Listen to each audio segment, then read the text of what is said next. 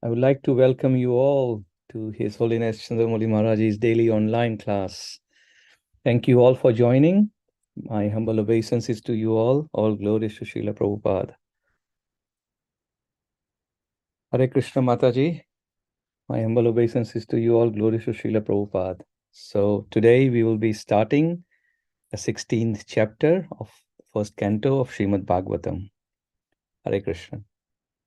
Hare Krishna, Dinanath Gauranga Prabhu. And since this is the first time I'm seeing you in the new year, Happy New Year. Happy New Year. To all of you and your wonderful family, please offer them my humble obeisances and my best wishes. Happy to see you. And welcome, dear devotees. My humble obeisances to all of you. All glories to Srila Prabhupada. All glories to our wonderful Gurudevs. Yes, so we are now beginning a new chapter, which is chapter 16, Maharaj Parikshit. I forget the exact title. Maharaj Parikshit rules the world. What is the chapter heading, please? How Parikshit received the age of Kali. Yes, we will see in this how Maharaj Parikshit chastises Kali, who is beating on the legs of mother cow, father bull. Yes, that's the one. Very good. Yeah, so chapter 16 begins with actually glorifying Maharaj Parikshit. We will see here how he was an ideal king. Om Namo Bhagavate Vasudevaya. Om Namo Bhagavate Vasudevaya. Om Namo Bhagavate Vasudevaya. Narayanam Namaskritya Naram Chaiva Narottamam Devim Saraswatim Vyasam Tato Jaya Mudirayet Nashtaprayeshva Bhadreshu Nityam Bhagavata Sevaya Bhagavati Uttama Shloke Bhaktir Bhavati Naishtiki. So the verse goes like this. Sutta uvacha tata parikshit vijavarya shikshaya mahim mahabhagavata shashasaha yata hi sutyam abhijata kovida samadishan vipra mahadgunastatha. Translation and purport by His Divine Grace A.C. Bhakti Vedanta Swami Prabhupada, Srila Prabhupada ki jai. Sutta Goswami said, O learned Brahmanas, Maharaj Parikshit then began to rule over the world as a great devotee of the Lord under the instructions of the best of the twice-born Brahmanas. He ruled by those great qualities which were foretold by expert astrologers at the time of his birth. Purport. At the time of Maharaj Parikshit's birth, the expert astrologer Brahmanas foretold some of his qualities. Maharaj Parikshit developed all those qualities, being a great devotee of the Lord. The real qualification is to become a devotee of the Lord, and gradually all the good qualities worthy of possession develop. Maharaj Parikshit was a Mahabhagavat, or a first-class devotee, who was not only well versed in the science of devotion, but also able to convert others to become devotees by his transcendental instructions. Maharaj Parikshit was, therefore, a devotee of the first order, and thus he used to consult great sages and learned Brahmanas who could advise him by the Shastras how to execute the state administration. Such great kings were more responsible than modern elected executive heads because they obliged the great authorities by following their instructions left in Vedic literatures. There was no need for impractical fools to enact daily a new legislative bill and to conveniently alter it again and again to serve some purpose. The rules and regulations were already set forth by great sages like Manu, Yajnavalkya, Parashar, and other liberated sages. And the enactments were all suitable for all ages in all places. Therefore, the rules and regulations were standard and without flaw or defect. Kings like Maharaj Parikshit had their council of advisors, and all the members of that council were either great sages or Brahmanas of the first order. They did not accept any salary, nor had they any necessity for such salaries. The state would get the best advice without expenditure. They were themselves samadarshi, equal to everyone, both man and animal. They would not advise the king to give protection to man and instruct him to kill the poor animals. Such council members were not fools or representatives to compose a fool's paradise. They were all self realized souls, and they knew perfectly well how all living beings in the state would be happy, both in this life and in the next. They were not concerned with the hedonistic philosophy of eat, drink, be merry, and enjoy. They were philosophers in the real sense, and they knew well what is the mission of human life. Under all these obligations, the advisory council of the king would give correct directions, and the king, or executive head, being himself a qualified devotee of the Lord, would scrutinizingly follow them for the welfare of the state. The state in the days of Maharaj Yudhishthir or Maharaj Parikshit was a welfare state in the real sense of the term because no one was unhappy in that state, be he man or animal. Maharaj Parikshit was an ideal king for a welfare state of the world. Om Ajnanatimirandasya Jnananjana Chakshurunmilitam Yena Tasmai Shri Guruve Namaha Shri Chaitanya Manobhishtam Stapitam Yena Bhutale Swayam Rupa Kadamayam Dadati Swapadantikam Vandeham Shri Guru Shri Yutapadakamalam Shri Gurun Vaishnavamscha Shri Rupam Sagrajatam Sahagana Raghunathanvitam Tam Sajivam Sadvaitam Savadutam Parijana Sahitam Krishna Chaitanya Devam Shri Radha Krishna Padan Sahagana Lalita Shri Vishakhanvitamscha He Krishna Karuna Sindhu Deenabandhu Jagatpate Gopesha Gopika Kanta Radha Kanta Namostute Tapta Kanchana Gaurangi Radhe Vrindavaneshwari Rishabhanu Sute Devi Pranamami Hari Priye नमो ओम विष्णुपादाय कृष्ण पृष्ठाय भूतले श्रीमते चंद्रमौली स्वामी नीति नामिने नमः ओम विष्णुपादाय कृष्ण पृष्ठाय भूतले श्रीमते भक्ति वेदांत स्वामी नीति नामिने नमस्ते सारस्वते देवे गौरवाणी प्रचारिणे निर्विशेष शून्यवादी पाश्चात्यादेशतारिणे जय श्री कृष्ण चैतन्य प्रभु नित्यानंद श्री अद्वैता गदाधर शिवासादि गौर भक्त वृंदा हरे Krishna Krishna Krishna Hare Hare Hare Ram Ram Ram Hare Hare. My humble obeisances to all the assembled Vaishnavas. I humbly beg for your blessings, for your mercy, for your empowerment, so that by your mercy, I may be empowered to speak something that is truthful, beneficial, and pleasing to Guru, Vaishnavas, and to Krishna. Vanchakalpatarubhyascha kripa sindhubhya eva cha patitanam pavanebhyo vaishnavebhyo namo namaha. It's a great honor to serve you in this way, and I humbly pray for your mercy.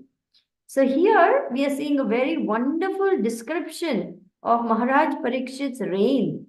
He's a Mahabhagavat, and at his birth, the astrologers who saw his chart foretold that this is going to be a very great personality, a great king who will rule in a very saintly, very wise, and very beneficial way to all the citizens. He will have all good qualities. In other words, he will be a Mahabhagavat, a great devotee of the Lord, and therefore the kingdom will prosper and flourish. This is what happens when there is saintly rule.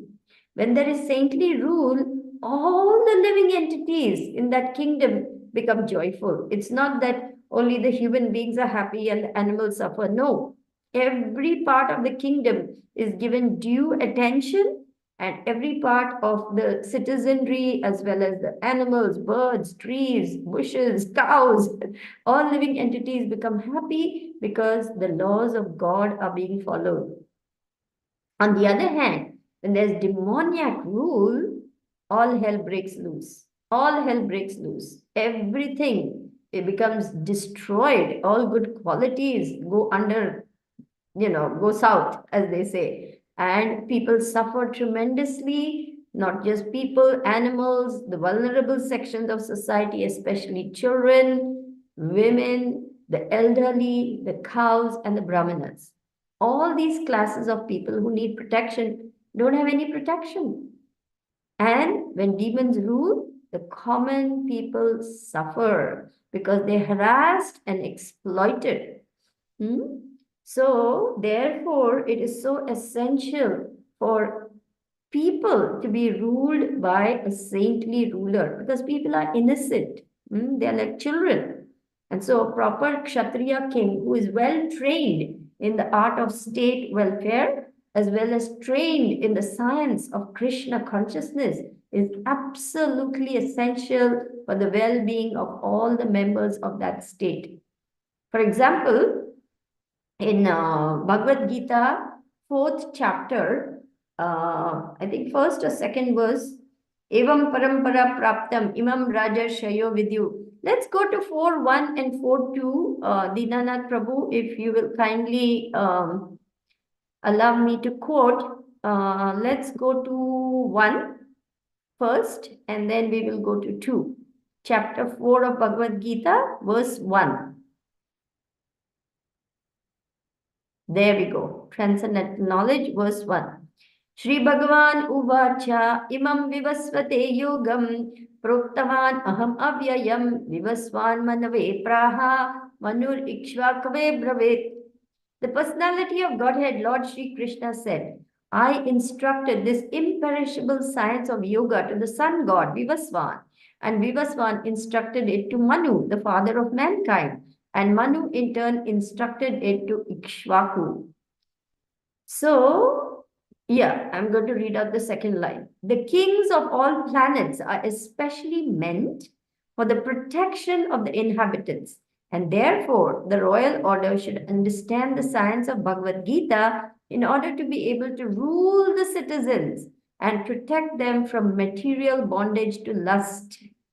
Human life is meant for cultivation of spiritual knowledge in eternal relationship with the Supreme Personality of Godhead, and the executive heads of all states and all planets are obliged to impart this lesson to the citizens by education, culture, and devotion. In other words, the executive heads of all states are intended to spread the science of Krishna consciousness so that the people may take advantage of this great science and pursue a successful path utilizing the opportunity of the human form of life. You see how important it is for the saintly kings to rule the citizens in a Krishna conscious way. And what happens when such saintly kings are there? It becomes wonderful.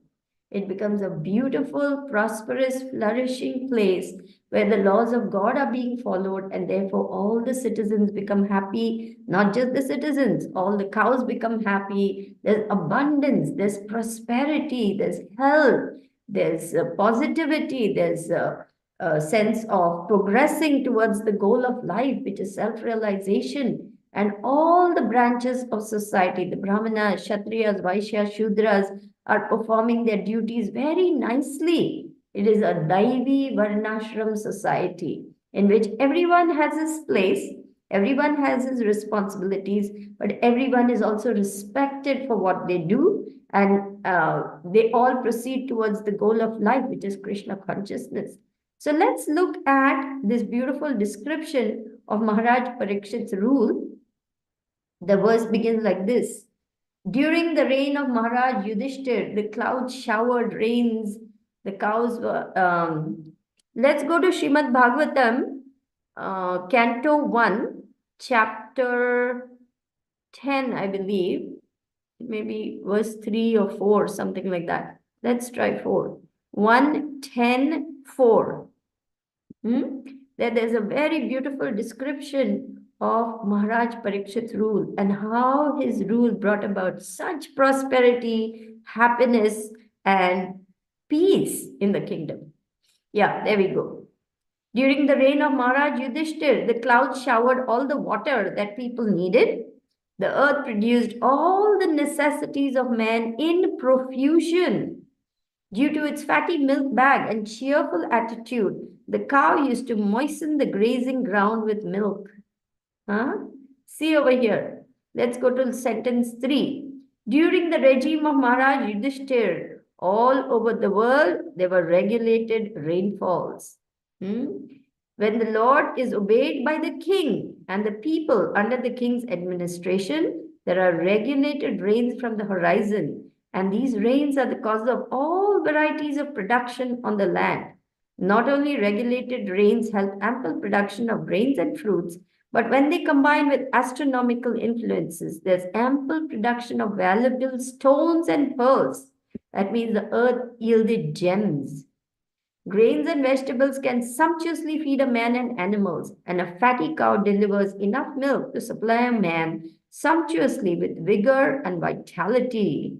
If there's enough milk, enough grains, enough fruit, enough cotton, enough silk, and enough jewels, why do people need cinemas, houses of prostitution, slaughterhouses? What is the need of an artificial, luxurious life of cinema, cars, radio, flesh, and hotels? Has this civilization produced anything but quarreling individually and nationally? Has this civilization enhanced the cause of equality and fraternity by sending thousands of men into a hellish factory and the war fields at the whims of a particular man? This is predicting, the Ukraine war and Hitler's war and all these other wars, just, unnecessarily causing so much violence and so much disturbance to not just human society, but to the whole world. How are the cows? Look at how happy the cows are. The cows used to moisten the pasturing land with milk because their milk bags were fatty and the animals were joyful. Do they not require, therefore, proper protection for a joyful life, being fed with a sufficient quantity of grass? Why should men kill cows for selfish purposes? Why should man not be satisfied with grains, fruits, and milk, which, when combined together, can produce hundreds and thousands of palatable dishes?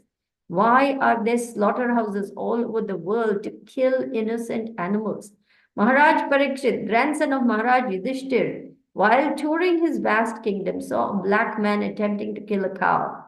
He at once arrested the butcher and chastised him sufficiently. Should not a king or executive head protect the lives of poor animals who are unable to defend themselves?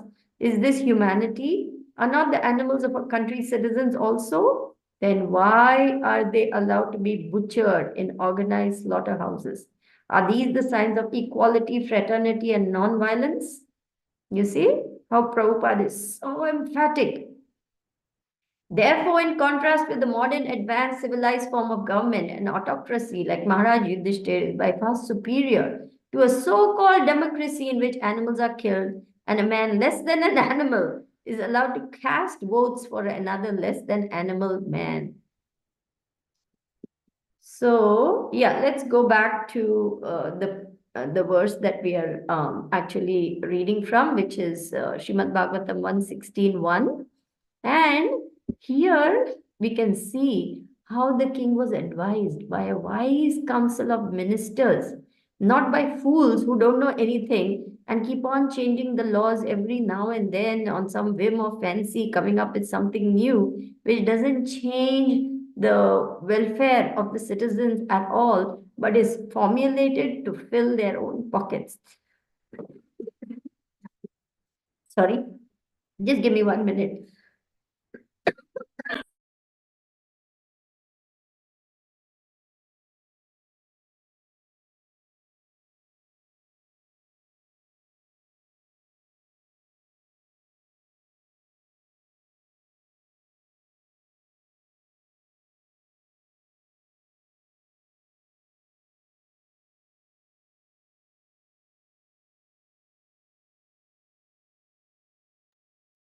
So we see over here what kind of people, what is their caliber? They were highly exalted, self-realized souls. They were very wise.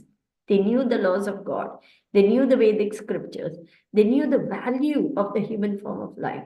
They themselves practiced Krishna consciousness and they imparted this knowledge to others. And not just imparted this knowledge, they were so powerful that simply by their transcendental instructions, They were also able to convert others to become devotees. Like Maharaj Parikshit is said over here, he's a Mahabhagavat. Not only well versed in the science of devotion, but able to convert others to become devotees by his transcendental instruction. See how powerful they were. And this power is Bhakti Shakti. Hmm? They were so knowledgeable, they were so well versed in the art of science or art and science of Krishna consciousness, and they were extremely knowledgeable in what? Not Jad Vidya, but Buddhi Yoga, science of Krishna consciousness. And did they get big fat salaries where they could, go for expensive holidays at the state's expense and order wine and order women and enjoy and drink and be merry? No, they lived very simply, very saintly lives. Chanakya Pandit, when the emperor, whom he was, I don't remember the name of the Vikramaditya, was it Vikramaditya? I think so.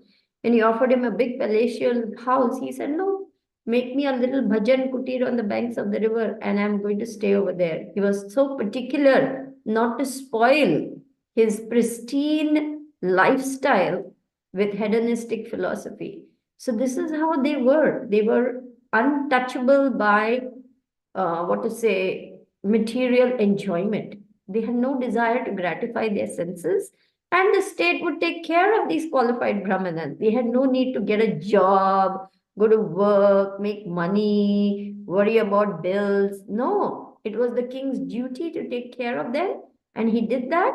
And in return, the state got the best advice without any heavy expenditure, which means they didn't draw big fat salaries. They were not looking for bribes. Today's world, it's all unheard of, isn't it? Bribe is considered normal. People are surprised if you say you never gave a bribe or you never took a bribe. They just look at you as though you're a creature from some other world. So this is the caliber of the people of those days. They were great sages, very, very saintly people. And they knew the laws so well, and they were completely and totally immersed in carrying out their duties without hesitation. Maharaj Parikshit was so exalted, and at the same time, he was very well versed in the art of governing the state. So, when he came across Kali, we will see in the further verses how Kali is beating on the legs of a cow and she is trembling and urinating, and Dharma is also being tortured, and how they're both speaking. And Maharaj Parikshit is ready to kill Kali for harassing that innocent cow. There was no question of, oh, let's take him to court and have a trial and let's have witnesses and let's do a cross examination. And meanwhile, months and months and months are gone. There's a saying, justice delayed is justice denied. Sometimes it takes decades for people to get justice, and sometimes people even die before the court case is settled. Is this how our system should be? Certainly not. Maharaj Parikshit knew his duty very well, which was to protect the innocent, and he was ready immediately to take action. This is the hallmark of a true leader. They do not hesitate to chastise miscreants. But in today's world, we mollycoddle the miscreants and we harass the innocent. This is the world we live in. The poor, innocent people are harassed and exploited, and the demons are mollycoddled and promoted. So, this is a very demoniac civilization we live in. But see the real civilization. This is what it is. Under all these obligations, the advisory council of the king would give correct directions, and the king or executive head, being a qualified devotee of the Lord, would scrutinizingly follow them for the welfare of the state. So it was a real welfare state because no one was unhappy. Even the dog could go and complain to the king and get justice. This happened in Lord Ram's time when the dog went and complained to the king. So every person, whether it's an animal or a bird or a reptile or a citizen, was given equal importance, and their happiness and welfare were the concern of the king, who treated the citizens like his own children. So much concern for them. So they led exemplary lives and they taught by example how to lead exemplary lives. And Prabhupada has come to teach us how to lead exemplary lives and show the way for a sane society to become re-established. Right now, it's all insanity out there. It's crazy. But slowly, slowly, as this Krishna consciousness spread, there will be saintly rule and the golden age will come. Within this bad age of Kali, there will be a golden age. Yes, where everything will be like Satya Yuga. It's going to happen in times to come. This will actually happen, and people will actually experience what it is like to be really humans, to live in peace and prosperity with love and concern for one another instead of exploitation and greed and hankering and lamenting and all the things that are happening today. So thank you for listening very, very patiently. I'm going to end with one quote. Not quote exactly, you would say an anecdote. Now, Srila Prabhupada is a highly self-realized soul. He has come from the spiritual world to teach us, but yet he showed by his example how he likes to take advice. In some situations, he would very humbly and gently and very lovingly ask, so, what do you think? What do you think? How do we should do this? Like this. And he would carefully listen to the advice of his fledgling disciples, who were also very, very intelligent people. But it goes to show that Prabhupada was teaching by example, that some decisions we take by consensus, by consultation. He could have perfectly well taken all the decisions himself, but he wanted to show the way that in important decisions we consult with learned people, take their guidance, take their advice, and go forward. So thank you very much. Hare Krishna. You can open up for questions, comments, corrections, criticism. Hare Krishna. Hare Krishna Mataji, thank you very much for a wonderful insight towards this chapter, which has quite deep meanings going forward for the following verses. So thank you very much. So dear devotees, we can now open up for question and answers. A humble request for the new year. We can open up the cameras if you can. If you are in if you're in a situation where you can do that, that would be appreciated. You can ask the questions or post the questions on the chat window, and I can read it on your behalf if you are not able to do that. Hare Krishna.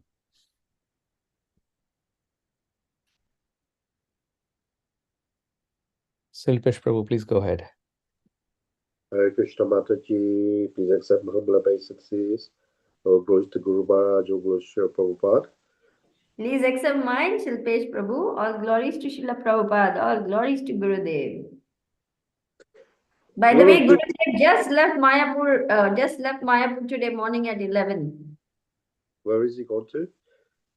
I think he's headed within India, Nasik, Ujjain. Well, he went to Nasik and Ujjain. I'm not sure exactly what's his itinerary, but he's coming back on 27th February. Yes, I think he's London next week. Then he will be here for a month almost. Yeah, I think he's coming to London soon, in a week or two. Oh, so then he's headed to Delhi. Okay. Thank you, Mataji. Yeah, a lot of doom and gloom into the current state of affairs in the world. And obviously, if we were to turn on the news, everything that Srila Prabhupada has written, it's there happening in the world all around us. And it's kind of strange, even though all this is happening around the world, I would say maybe it's fair to say that everybody who's on this call today, we're actually quite safe and sheltered in some ways. You know, our lives are progressing and we're able to take up Krishna consciousness, and we don't seem that harassed by the material. And obviously, we are harassed every day, but you know, I can imagine how bad it would be to be like, for example, in Palestine or Ukraine today. You know, even if you think about the children there, what they must be experiencing. But I've never had to experience that. And is that some form of protection from Krishna based on our karmas? That, you know, we seem to be relatively unscathed by this time we're in, this yuga we're in? Yeah, it's also karma. It's also our personal desire to seek God. That also makes a difference. And it's not as though Krishna is not giving his mercy. You know, devotees in Ukraine are the top book distributors. They have got the highest book scores. So even in these tough times, you know, devotees are doing their best to give Krishna consciousness to others. It is the compassion of devotees who, at the risk sometimes of their lives, are trying to help others. But yes, why is one child born blind while another is born into a very rich aristocratic family? Why is one child born with a handicap, you know, with cerebral palsy, another is born with, you know, like a child prodigy or something with extraordinary abilities? A child at 2 or 3 can sing like a, you know, angel, or play the piano or the sitar or the violin. I mean, all these things are very, very unusual, you know, happenings, but they are not by accident. They are not by chance. As you rightly said, it's because of previous karma. So why I taken birth in India? Why someone else has taken birth in Ukraine? Why someone else is born in Germany? All this is by our previous lifetime's work. But one thing is there, those who take birth in the holy land of India, the scriptures say it's a very, very exalted birth, because nobody gets to just take birth in the land of India just like that. They have performed pious activities for many, many lifetimes and then taken birth in India, because India is the land of spiritual knowledge. So that's a very special birth. That's mentioned in the scriptures. Like that. Even though you say being born in India is it's a great privilege, but then you would see a lot of people in India who aren't following the Dharma. They're doing horrible things. So why were they born in India? Well, to be born in India is a result of our past good karma. But how we utilize this karma is dependent on us. You're absolutely right. Horrible things are happening in India. India was or is one of the top 5 exporters of cow meat. Did you know that? I was horrified when I heard that. India, the land of spiritual knowledge, is one of the biggest exporters of beef. And that is just heartbreaking. Heartbreaking. Even children are being exported, from what I understand. Yeah, and people talk of going to McDonald's and having a beef burger as though it's, you know, something that is fashionable.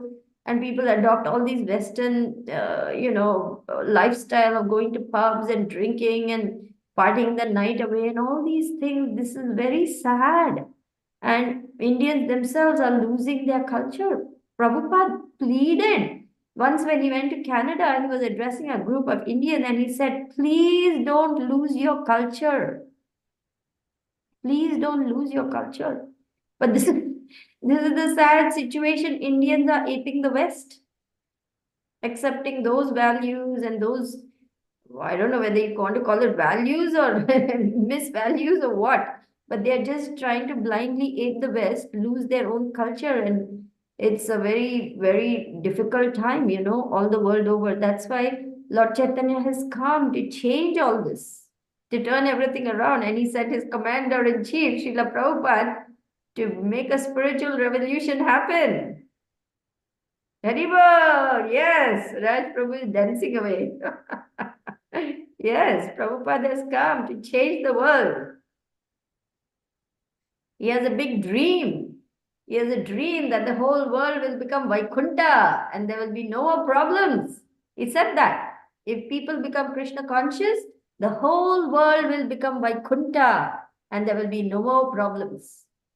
He has this dream. And we want to make that dream a reality by following his instructions and bringing about the golden age. I have a dream that this whole world will become Vaikuntha by chanting Hare Krishna. I believe in Krishna. He is there in everyone I meet. I believe in Krishna. He is there in everyone I meet. I have a dream that this whole world can become Vaikuntha by chanting Hare Krishna. That's Prabhupada's formula. Harinam Sankirtan all the world over, changing the world.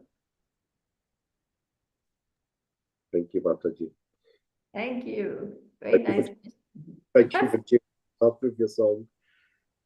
You know, Srila Prabhupada said, I have this disease. I cannot dream small. I can only dream big. So we want to catch this dream. We want to dream big. Why not? The Supreme Personality of Godhead Krishna is not a small person. He's the greatest person. He's not a poor man. He's the richest man. Radha Madhav, husband of the goddess of fortune. What is not possible? Tell me. Nothing is impossible.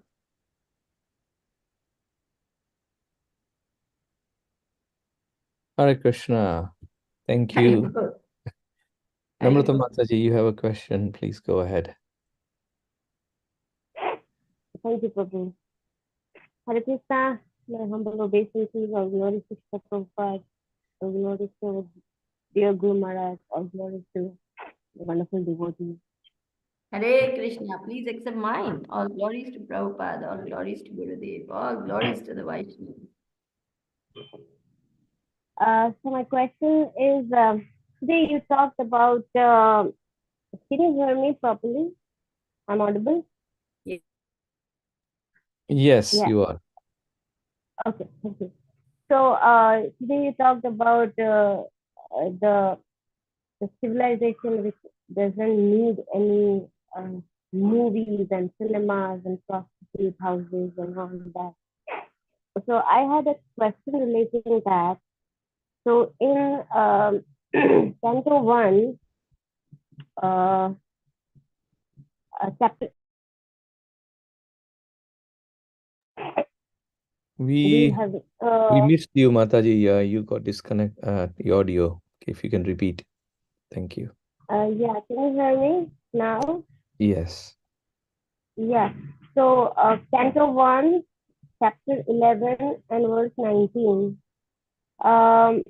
We have seen in that when Krishna is returning to Dwarka again from Hastinapur, even prostitutes are welcoming them. The verse says the famous prostitutes of Dwarka came in their vehicle and welcomed them. So the prostitution, that means that prostitution was even in the time of Lord Krishna in Dwarka. I was wondering, why is it in that time?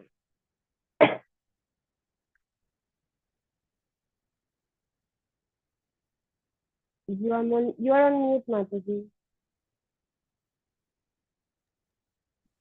Yes, this is a very good question and a very important question. It's a very deep question also, but Srila Prabhupada answers it in this way.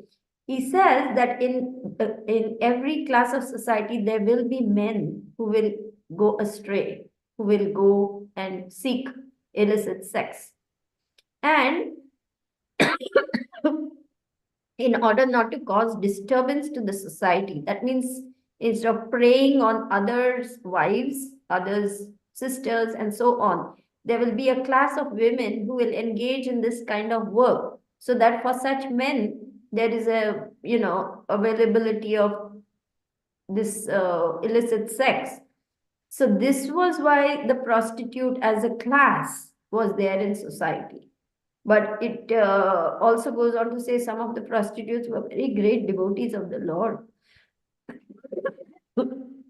I myself do not completely understand this topic, so I will not claim that I can answer you in a satisfactory way, because I myself am trying to wrap my brain around it.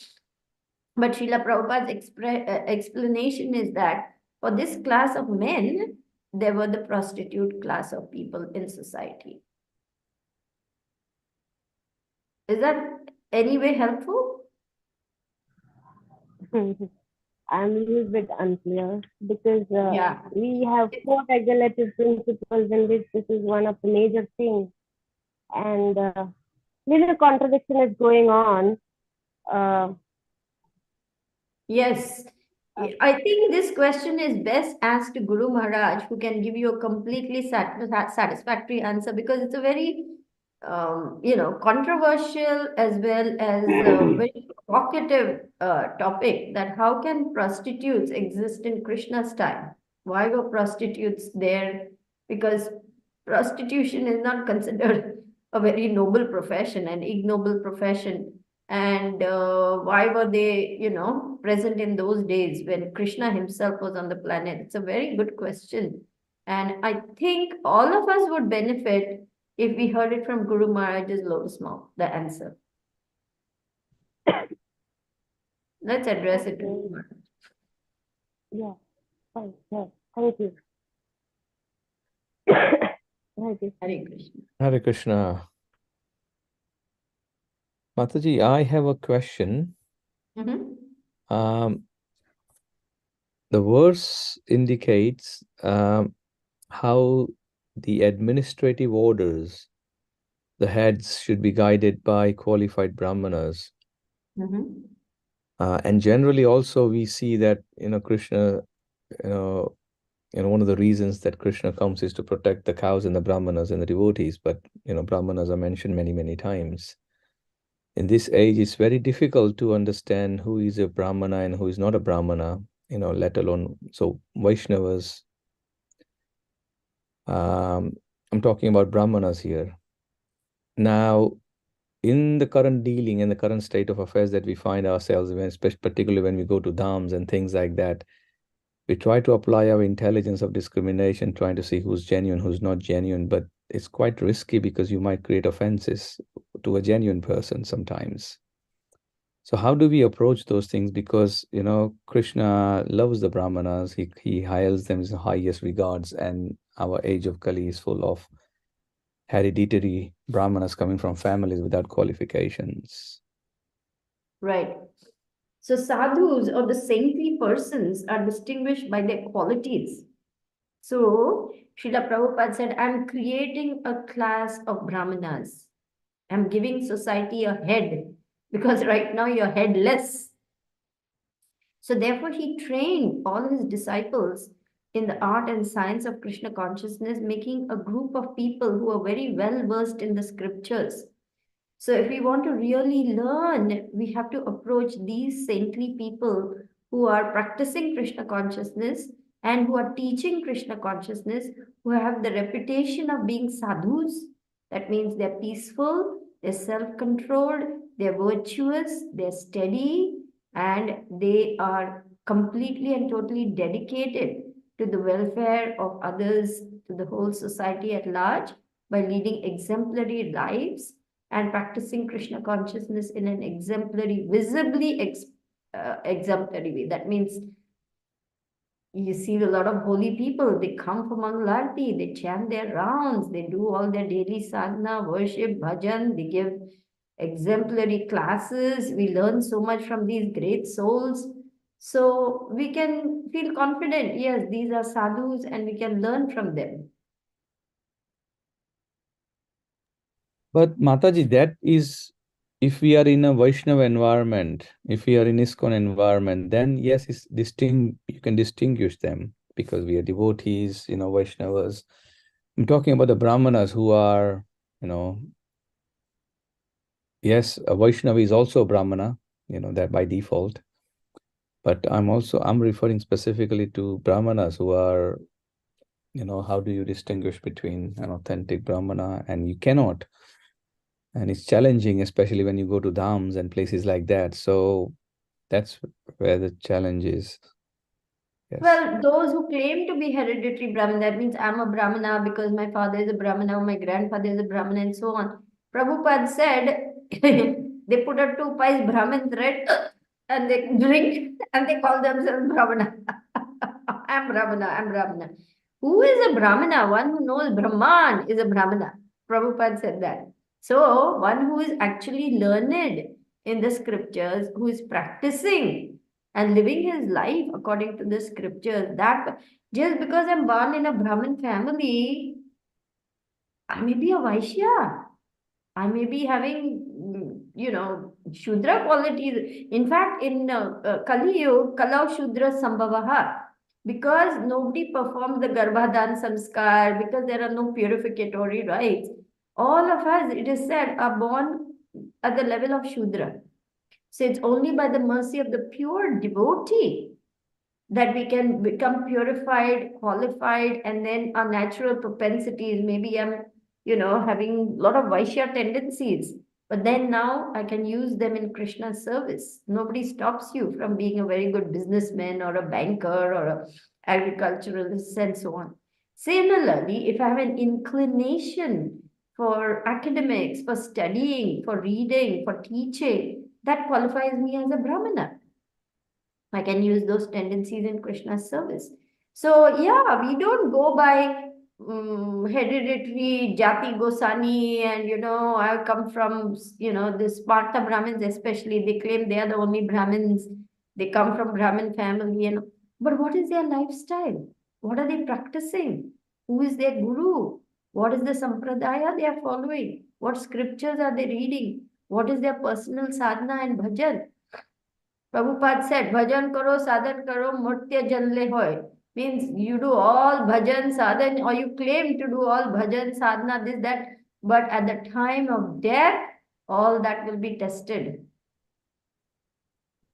So one who claims to be a Brahmana, he should show Brahmanical qualities. Right? Peacefulness, self-control, austerity. Isn't that description there in the Bhagavad Gita? Chapter 17 and I think chapter 17, 12 on 12, verse 12 onwards, isn't it there? We can look up that qualities by which the Brahmanas work is description is there. Yes, Mataji, I will look up. But my question was that we try to apply those criteria using our intelligence when we go. But it's quite also possible that we might offend somebody who is genuine or unintentionally as well because of the situation that you may find yourself. And it's very difficult to, and you can use your intelligence at that point in time to distinguish between who is genuine and who is not. That is why when we go to holy places, we should be very careful. It's best to go in a group of devotees guided by a senior devotee, because there are lots of people now, especially in the holy places, who are just waiting to prey on the innocent people who are genuinely seeking spiritual knowledge. All the pandas, I'll show you this holy place, I'll take you there, I'll show you this, and they're all out basically to, make money. So we want to be guided to see and meet and hear from genuine sadhus. So it is best to go in a guided group, guided by a senior devotee, Vaishnava, who knows the holy dham. Like recently, I don't know if you know, but in Mumbai, there is guided tours of holy places by senior devotees. I just went for one with Namrata. Vishwarup Prabhu organized one group to go to Nasik, and we heard about the holy pastimes of Lord Ram over there. And it was so uplifting. Why? Because a genuine sadhu was explaining them. So he's a very senior devotee in ISKCON. And it is nectar. We actually become uplifted, enlightened, enthused by hearing from the saintly people. But when you hear from a bogus person, nothing happens to you. You just hear, and then after some time you think, what was all that? I never got anything out of it. So the test is, when you hear from a sadhu, you actually get enlivened, you get enthused, you feel uplifted. Then yes, this person is genuine, because nobody can, touch your heart like that if they are bogus. So maybe, you need to go with a guided group of devotees and not be subjected to. If you go on your own, very likely you will get duped, cheated. Yes. Thank Very you, likely. Mataji. Yeah. Thank you. Mm-hmm. We have any comments, realizations? Please feel free to ask. and use this wonderful opportunity. Silpesh Prabhu, yes, please go ahead. Mataji, I wanted to ask you about yesterday's class. There was a lot of questions about prashadam. If you remember, that college girl asked about, what she can do, and I don't know how she feels after Maharaj's answer, because he was very adamant. You have to eat prashadam, but it's difficult. I mean, we do our best. We offer every day. We cook at home. Sometimes we do eat out because we like to go out to socialize. One Mataji, I think, asked about what about offering food that's ready cooked from outside, like potato chips and so forth. And Maharaj said, no, you can't do that. Krishna won't accept it. But I was thinking philosophically, like we use, for example, sugar or jaggery in our cooking, and that has to be refined and cooked before, we buy it. So technically, we can't even offer that then. So, if you keep thinking philosophically, it's very, very deep. And I just wonder what do we do as grihastas sometimes? Because life, we're not at that stage sometimes where we can be pure devotees. No, processing something in order to make it into an edible thing is not cooking it. You're just now bringing it to the point where it is edible. So that is not called cooking. While on the other hand, things that are like chips, pre-packaged food, ready-to-eat food, they're all made by already, you open the packet and you eat it. So that is a cooked food and it's cooked by outside people. So when that girl said, oh, if I start cooking in the house, it'll create a ruckus. And Maharaj said, all right, then if you choose to eat without creating a ruckus for your family, your mind will be a ruckus. Remember? He said that. So ultimately, you have to choose. You have to make up your mind. See, the human form of life is so valuable. I have got this human form of life after my soul has gone through 8,400,000 species of life. That means my soul was in the body of a cockroach, a lizard, a reptile, a snake, and now I've got this human form of life. Am I going to waste it? Am I going to squander it? Am I going to put so little value that I'm worried about somebody making a face just because I cook my... In fact, they should be thankful that this person is showing us the way by being so particular as to cook it nicely and offer it to Krishna. If they create a ruckus, well, let them like it or lump it, but I'm going to stick to my path. See, Silpesh Prabhu, we have to make up our mind. We cannot please the crowd. That's not what we are here for. We are here, in fact, to show the way to others. We must understand the value of Krishna consciousness. It's a matchless gift. We cannot pander to the crowd. We have to... What is our aim? We want to please Krishna. We are not here to win the popularity contest. In fact, we may become highly unpopular. My biological family doesn't want to have anything to do with me. I make them uncomfortable, I guess, because I'm following this path. And deep down, being Indians, they know it. It's not like they don't know. Basically, they're pious people. But no, sense gratification is too important. Okay. You go your way, I go mine. For me, Krishna consciousness is the most important thing because I know my soul has reached this point after millions of lifetimes of agony. So now in this lifetime, I am grabbing Gurudev's lotus feet and clinging to it like a drowning person clinging to a lifeline. Bas, finished. You see, it's too valuable for me to lose. I am willing to lose them, but I will not lose my Guru Maharaj's lotus feet. And that's what's happened because I made those choices. But hey, I don't care. I'm happy. I was very unhappy without Guru and Krishna. The proof of the pudding is in the eating. When you practice Krishna consciousness and you become joyful, you will never want to go back to that life. Never. Thank you. Thank you for clarifying. Thank you for clearing. Thank you. Actually, when we stick to our guns, people eventually start respecting us. eventually they say, oh, there's something there, because you're showing integrity, you're showing character, you're showing that you're living by what you believe in, you're showing that you're living by your values. And believe me, that's rare. So people start respecting that.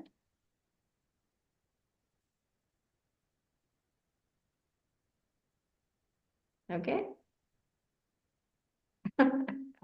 Thank you. Mhm. So we are up the hour.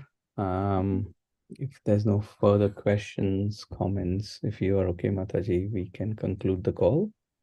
Okay. Sounds very good. Thank you, Prabhu. Thank you Thank very you for much for your hosting. time. And Vansha kalpatarubhyascha kripa sindhubhya eva cha patitanam pavanebhyo vaishnavebhyo namo namaha. My Vansha. humble obeisances to you, Dinanath Prabhu, and to all the devotees. Thank you all so very much for coming to the class and giving us your valuable association. Please forgive me if I've said something that sounds fanatical or harsh or strict or unpalatable. That's not my intention to upset anyone. But I'm just speaking in such a way, a little strongly perhaps, because we must know what is right and what is wrong. In today's world, where everything is, up for grabs, yeah, you can do abortion. What is wrong with that? This is the way people talk. We should be very clear in our minds what is the wrong thing and what is the right thing. Otherwise, how will we do it properly? Life is too valuable. This human form of life is too valuable. It is the one loophole through which we can make the final great escape from the cycle of birth and death. It's that valuable. Thank you very much for today. Hare Thank Krishna. you. Granth Raj Srimad Bhagavatam ki jai. Yeah. Prabhupada ki jai. Yeah.